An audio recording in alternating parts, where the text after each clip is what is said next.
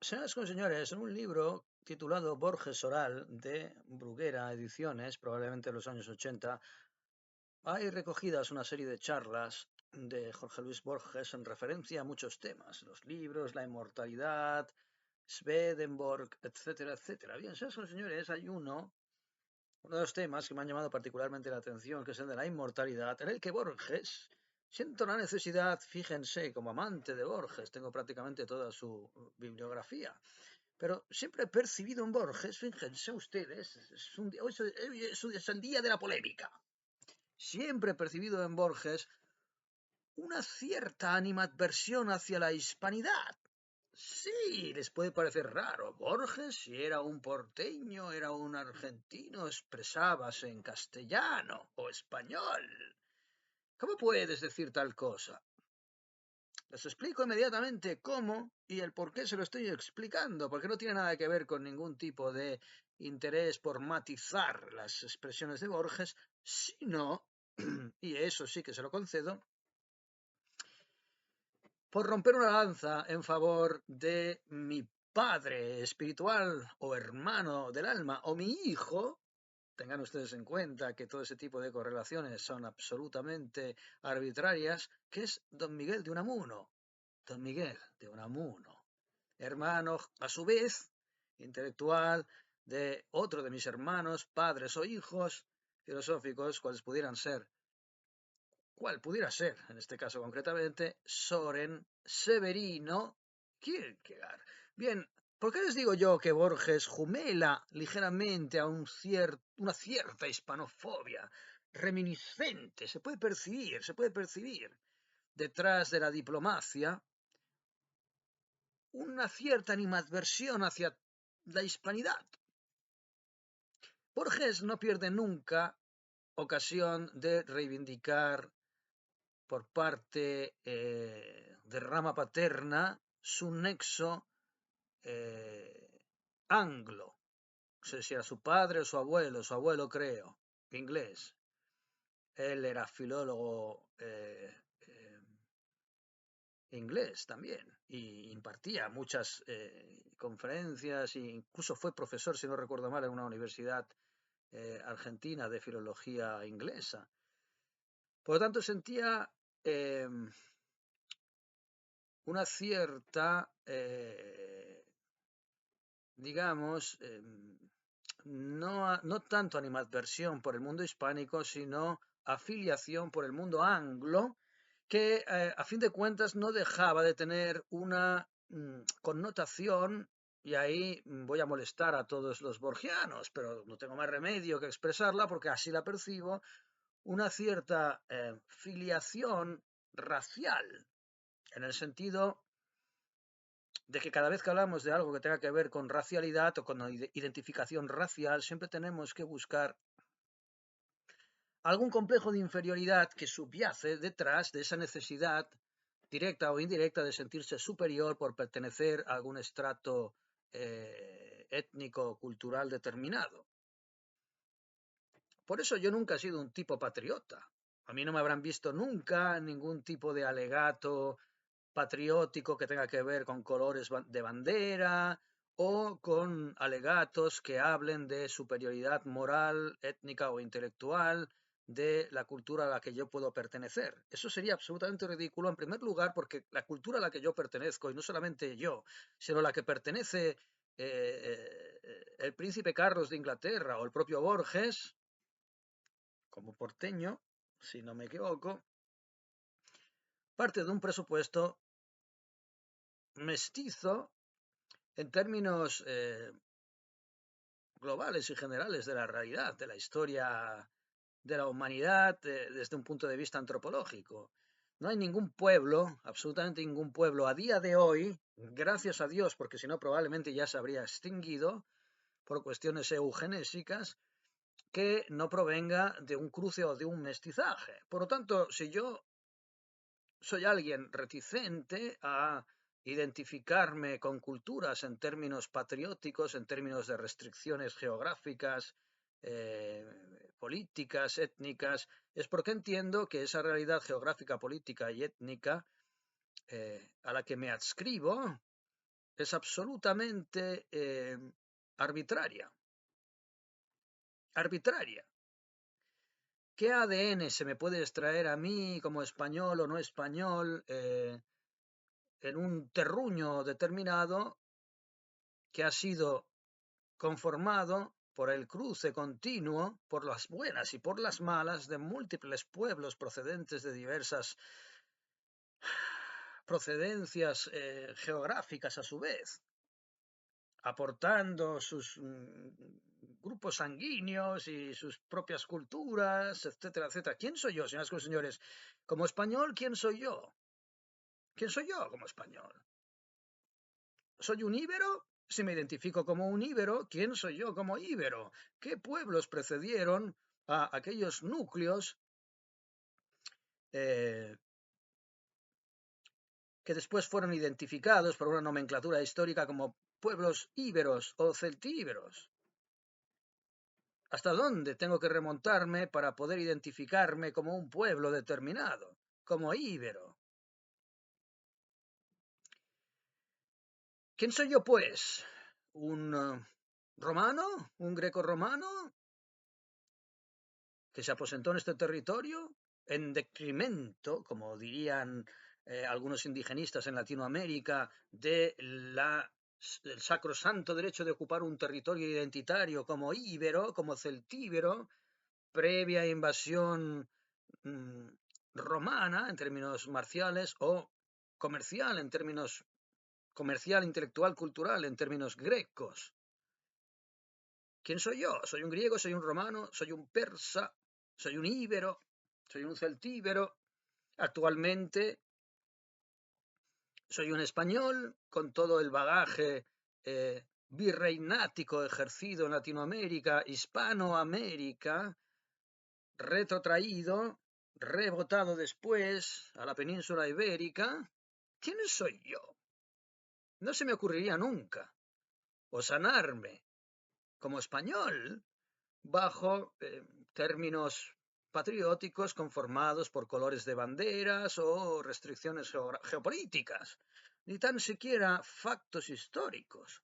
Por eso, a mí no me verán nunca aplaudir o execrar ningún tipo de movimiento histórico que llevara a la expansión de la cultura que se le atribuye a este espacio, a este terruño, en este punto de Europa, en este punto céntrico del mundo, porque no hay nada más céntrico que el Mediterráneo, eso lo tengo muy claro, ya hablaremos de eso otro día, sin connotaciones patrióticas, o de superioridad moral, intelectual o racial, simplemente por una cuestión de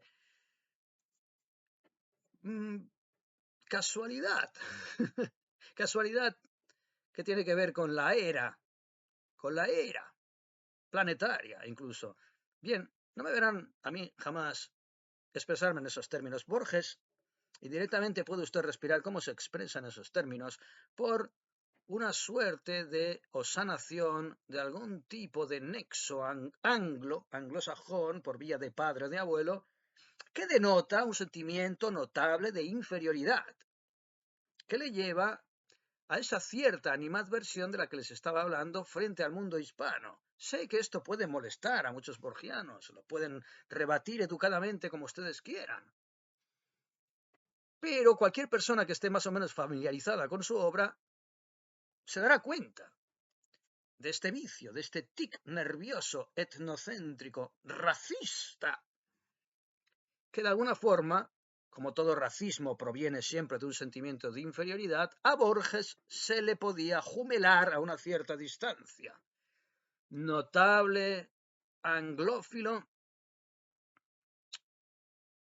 pasivo-agresivo, hispanófobo, hablaba de Unamuno, y termino con esto porque yo quería hablar de Unamuno más que de Borges, cuando hablaba de la inmortalidad y decía, Unamuno, a grosso modo, Unamuno cuando habla de la inmortalidad lo hace de una manera equivocada porque él, de alguna forma, reivindica su identidad como Unamuno incluso después de la muerte. Él no quiere disolverse en un concepto espiritual, anímico, cósmico, en el cual no pueda recordarse a sí mismo, porque está atado a su propia identificación egoica, Unamuno, con todo lo que representa la identidad de su personalidad.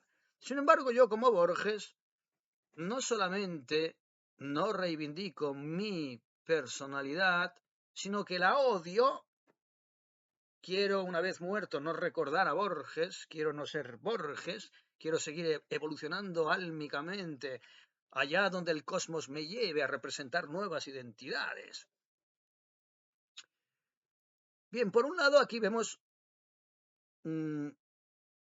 dos elementos de absoluto egocentrismo basados en un complejo de inferioridad. Uno es el racial, que es del que les he hablado, esa identificación anglófila de Borges en una suerte de felonía que le llevaba de alguna forma a renegar de la propia lengua en la que se expresaba, que es la que le hizo universal, y por otro lado, esa supuesta universalidad de la cual él renuncia, execra, porque aparentemente su superioridad moral le lleva ni tan siquiera a querer recordarse como Borges. Yo reconozco la inmortalidad del alma y por lo tanto esa inmortalidad nada tiene que ver con mi identificación con un personaje que yo he encarnado en esta reencarnación, valga la semi-redundancia. Fíjense lo desprendido que estoy de mi ego. No lo suficiente como para sentir esa pasivo-agresividad semilatente hacia todo lo hispánico, que le lleva continuamente y de forma velada a predicar una superioridad incluso de la propia literatura anglia, albiona, frente a la hispánica, cuando nos habla de Shakespeare, o nos habla de Quevedo, o nos habla de Calderón de la Barca, o nos habla del mismísimo Cervantes. Y cuando nos habla de Unamuno, y por eso yo hago este vídeo, no ni por Cervantes, ni por la hispanidad, ni por la anglofilia, sino por Unamuno, el ejemplo que pone es que Unamuno, cuando habla de la inmortalidad, dice que él quisiera recordarse a sí mismo en su inmortalidad. Es decir, Unamuno, cuando habla de su inmortalidad, no está interesado en que nadie le recuerde como un personaje inmortal por su obra, ni mucho menos, nada más lejos. Si Unamuno tuviera ese talante, no habría sido alguien que ha pasado por la historia siendo odiado y menospreciado por cualquier tipo de espectro político. Porque si existe en la historia de la humanidad un personaje que ha trascendido literariamente, igualmente odiado y execrado por cualquier tipo de espectro político, de derecha o de izquierda, utilizando esa nomenclatura decimonónica y guerra civilista, ese es Unamuno, que fue odiado y execrado por nacionales, odiado y execrado por republicanos, condenado al ostracismo y al exilio por republicanos, condenado al ostracismo y al exilio por nacionales, amenazado por exponentes políticos nacionales, amenazado por exponentes políticos republicanos y, en definitiva, una serie de experiencias que van más allá del propio ego que genuinamente Borges no tuvo que soportar, al menos en esta cuerda. No sé si la estará soportando hoy en día en su nueva reencarnación anglófila o hispanófoba en cualquier otro tipo de cuerda universal. Unamuno sí. Y Unamuno sí que tuvo la oportunidad de demostrar que estaba más allá del bien y del mal en ese sentido, estaba más allá de las ideologías. Y por eso Unamuno también se podía permitir, cuando hablaba de la inmortalidad, a diferencia de Borges, decir que su concepto de inmortalidad no estaba desunido de su propia identificación presente.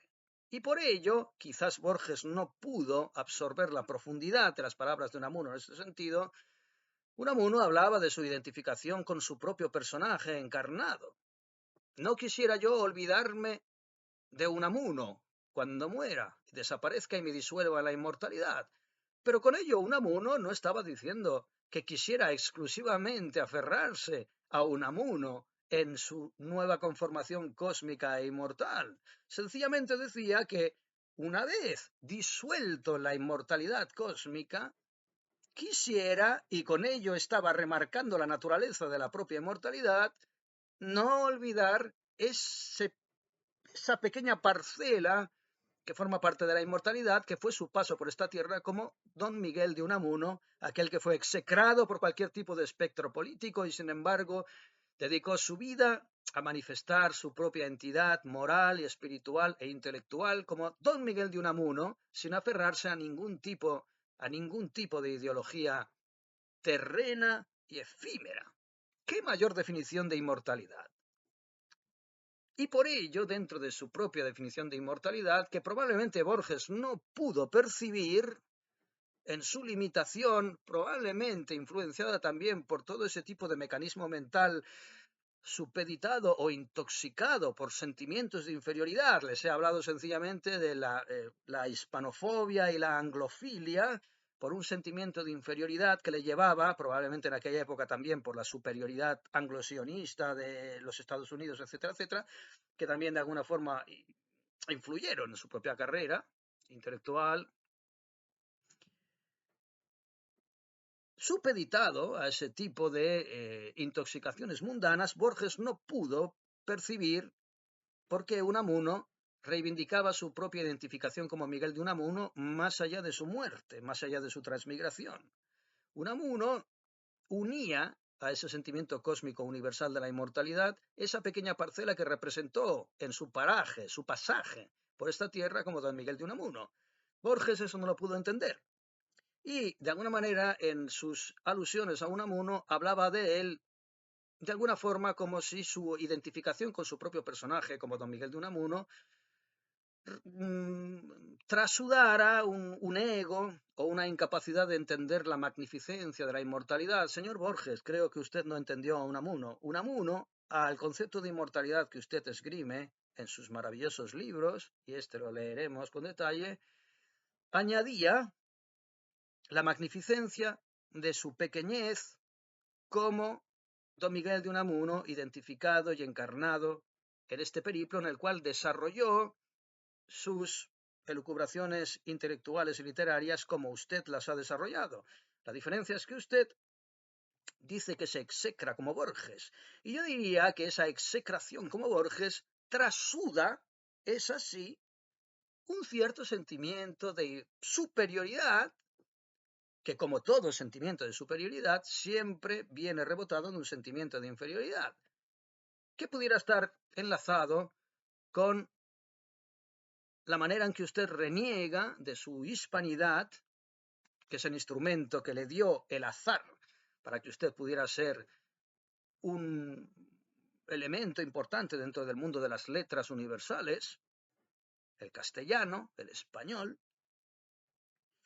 Quizás esa execración de su propia personalidad, que pudiera para el profano parecer una señal de humildad, es precisamente una manifestación de soberbia, vuelvo a repetir, supeditada a latentes sentimientos de inferioridad, culturales, étnicos, raciales, históricos, you name it. Por tanto, creo que hablando de inmortalidad, usted tiene una poesía muy interesante que Unamuno se la supera en un grado, no sintiendo la necesidad de renegar de su propia identidad en esta realidad. Nada más.